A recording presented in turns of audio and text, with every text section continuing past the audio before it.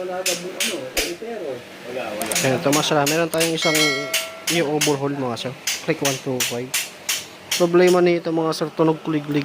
Alam nyo na, pag sinabing tunog kuliglig, connecting rod yan mga sir. Parang sa mga ano, mga ADB na 160 na laging yun ang common nagiging issue nila. Sumasabay sa acceleration, tunog kuliglig, para may nag-aampasang bakal sa bakal. Ito yung problema nito. Kaya pag-iiwalay natin muna to, at mamaya papakita ko sa inyo yung issue nito. At ang kilometer nito mga sir, 156,000. Sulit na rin. At mga papalitan natin dito, black set, tapos sigunyal bearing. Yung sigunyal doon sa connecting rod ay bibigyan ko na lang si sir, dilibre na natin yan mamaya. Bubuksan ko yan, papakita ko sa inyo.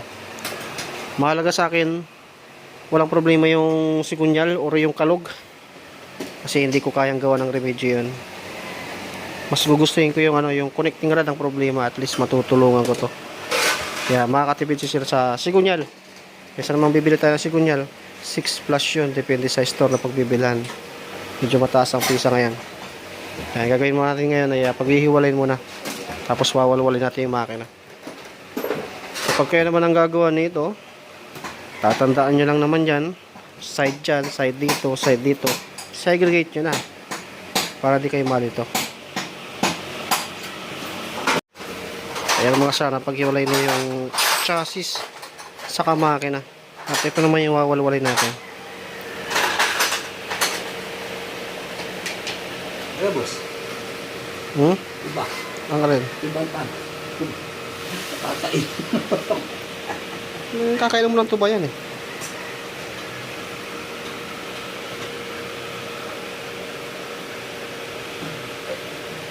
Yan, pag-iwalay muna natin yung kanyang makina, ipapasport na lang natin. Marami naman akong video nito na ano, pinag-iwalay yung ano, head block sa crankcase. Basta segregate nyo lang yung ano, yung mga pisa. Kailangan kung first time yung gawa nyan, kailangan meron kayong kantong ano, lagayan, para bukod-bukod nyo na lang. Yung mga satanggalan natin, tapos ito yung mga pisa nya. Yung black papalitan natin yan kasi tumatagas.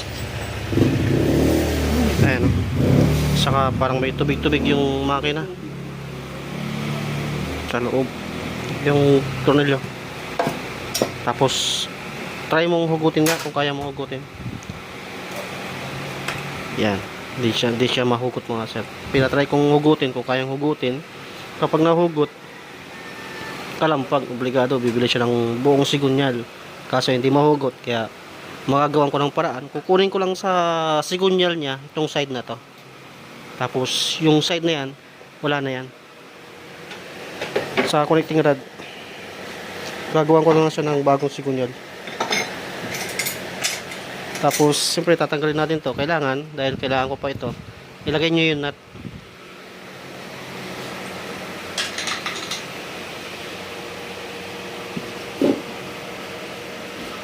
So gamit tayo ng martilyo. Lapat nyo lang, kailangan hindi siya nakasagad yung tornilyo para hindi masira. Saka natin yan ano, pupukpukin para lumabas. Yan, tagal na yung sigunyal.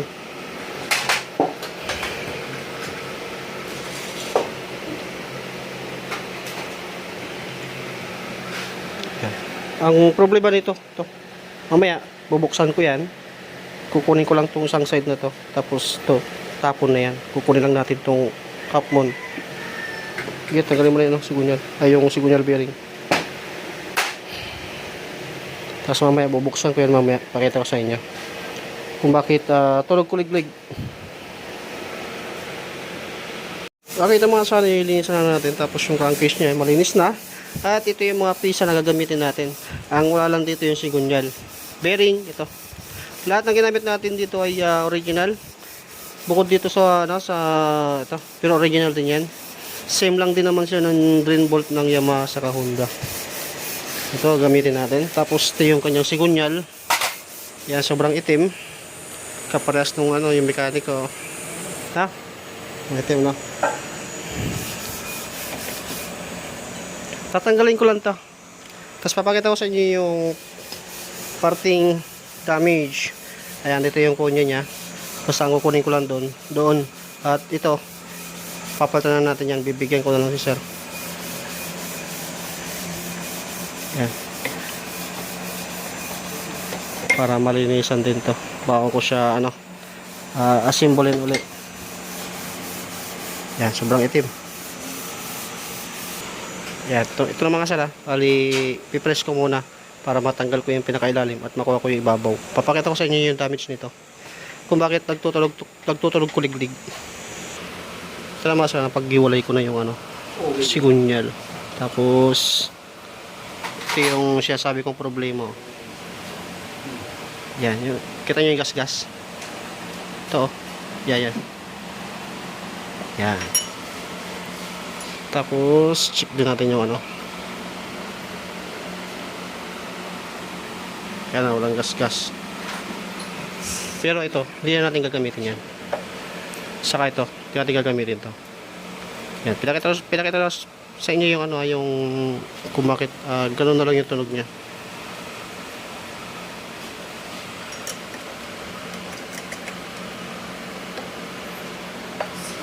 Yan, wala na to. Kukunin lang natin yung dyan, yung kunya. Tapos gagamitin natin. Meron ako dito kasi nyo, mababa lang yung kilometer nito mga sir. At sa lahat ng ginawa ko na binigyan ko, tumatagal mga sir. Okay, tingnan natin. Yan, yung ganyang mga normal lang yan dahil sa pag-ikot ng bearing. Pero wala yung parang doon sa kanina may problema. Yan, wala yan. Walang sugat yan. Kaya ngayon, ang gagamitin ko ito. Tapos itong kanyang ay lilinisan muna natin to. Sobrang itim. Tapos pagkasamahin ko to.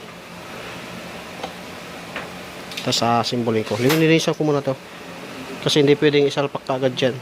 Dahil sa gilid-gilid nito, merong dumi yan. Kaya kailangan malinisan.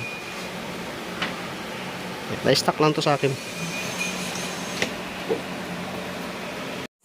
Ito na mga sir, papansin nyo, malinis na kasi kilinis natin. Pinadaan natin sa sander na may parang brush na bakal. Kaya kuminis siya. Ngayon, ay bubuuin ko na. Ito. Yun yung luma nyo. Yun. Yan, bubuhin ko muna ito mga sir. Tapos lalagay ko yung bearing. Bago ilubog to, pakita ko sa inyo na hindi siya salpak na salpak. Kailangan po siyang i-press or pukpukin para lumubog. Ito, assemblin ko muna to. Ito naman siya, nabuo ko rin yung sigunyal. At syempre, i-align ko pa yan. Pero ito, ilulubog ko muna. Yan, bubuksan natin yung bagong bearing natin. Tanggalin ko nga sa plastic. Okay, ito na yung bagong bearing natin. Dito sa bearing, kahit na magkabaliktaran yan, walang problema. Kahit ganyan, walang kaso yan. Ayan, tingnan nyo. Hindi siya pasok.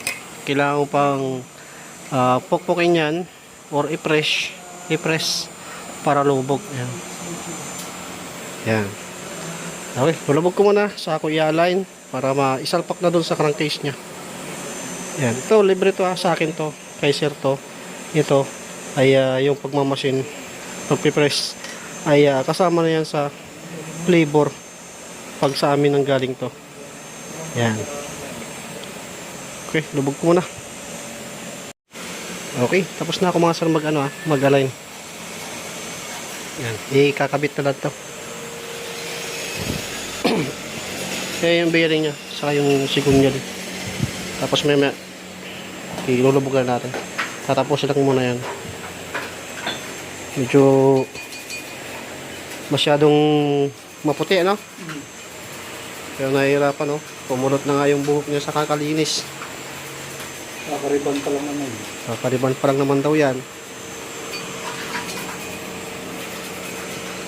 Tapos, lubugan natin si kunyal. Okay, ito mga sir, nilulubog na natin yung sigunyal. Pinapilitan natin ng gamit ng butane. At sinabihan niya yung sigarilyo. Yan yung pinaka-time niya, oras.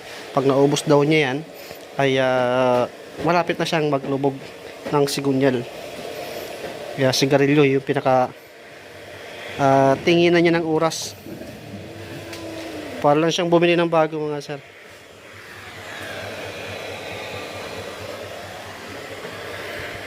Saka yung gawa ko na yan mga sir, pinawarantihan ko ng 2 months yan.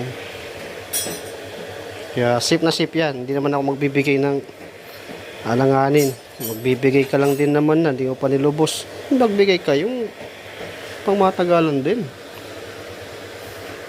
Basta hindi lang ako pabayaan sa langis. Sige, painitin muna natin. Okay, nalalapit na yung paglubog niya dahil ubos na yung sigarilyo.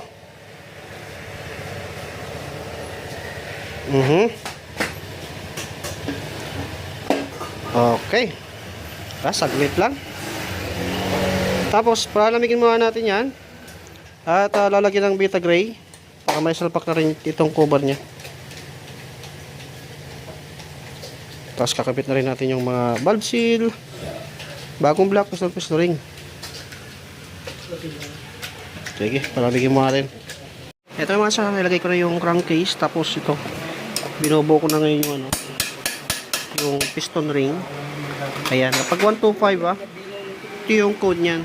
Yan, P60, P70 or 600 ganyan. Base gasket, ayan. Double pin, huwag rin kakalimutan.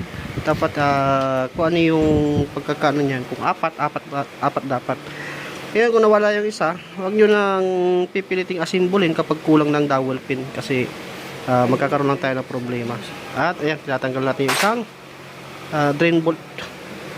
Kasi lost thread. Yung lost thread yung ulo. Kaya ibang kuwan yung ginagamit natin. Okay, bali anuin ko muna to. Tabit ko muna to. Pati yung mga block natin. Piston pin block, gasket. Saka ito yung block. Para matapos na to. Ito mga sa ayan. Ilagay na yung piston block, ayan, sasalpak na para mabuo na rin. At may salpak na yan doon. Sige, kabit muna natin. Ito na lang yung kakabit din sa mga tambucho. Drain bolt, ayan, ikabit na rin. Magneto oil seal, pinalitan na rin natin kasi malamang magtatagas yan. Kaysa naman na babalik ulit si sir parang doon sa flick.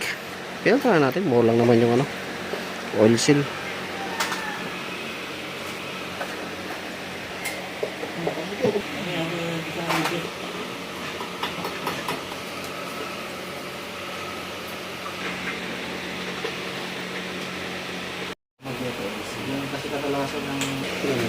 Ayan, panggilid na lang mga sir. Tapos pwede na natin kabit dun sa kanyang chassis mga sir.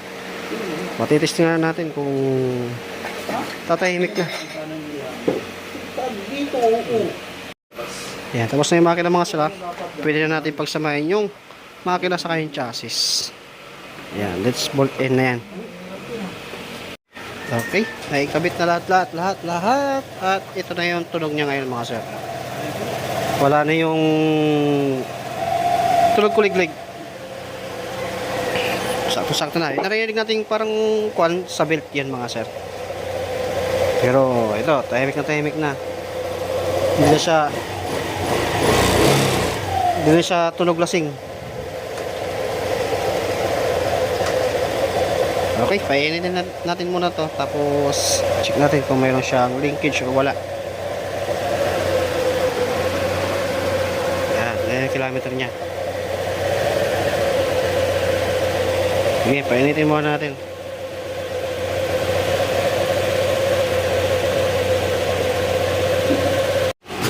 Okay.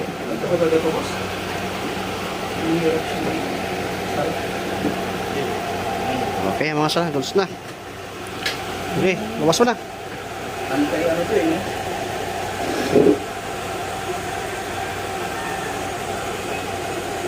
Buti pa yung mata mo, may helmet. Double visor yan. Okay. Goods na mga sir.